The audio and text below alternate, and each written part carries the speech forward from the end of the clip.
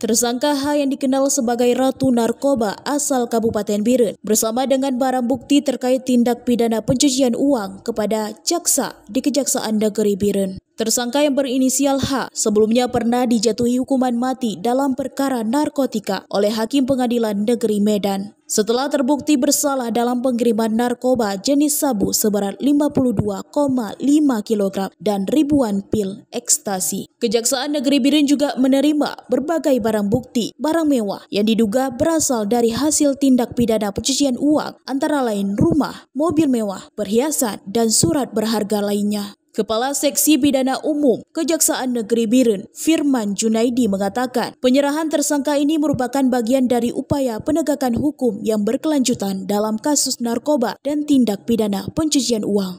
Kemarin kita telah menerima penyerahan tersangka dan barang bukti dari penyidik BNN Republik Indonesia terkait dengan dugaan tindak pidana pencucian uang yang dilakukan oleh tersangka N. Dilakukan penyitaan, salah satunya itu adalah rumah di daerah Kabupaten Aceh Besar.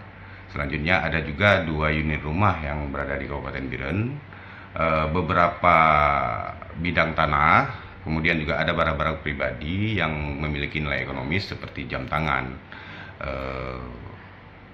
tas dan sepatu dan lain-lain, dan juga ada beberapa barang bukti lainnya yang terkait dengan tindak pidana tersebut seperti mobil, 2 unit mobil, 1 unit Toyota Alphard dan 1 unit Honda CRZ.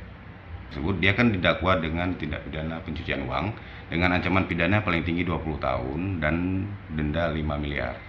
Firman Junaidi menambahkan, tersangka H didakwa dalam kasus tindak pidana pencucian uang dan diancam dengan hukuman penjara hingga 20 tahun penjara dan sudah ditahan di lapas kelas 2 Biren. Dari Kabupaten Biren, Raisul Barit melaporkan untuk Puja TV.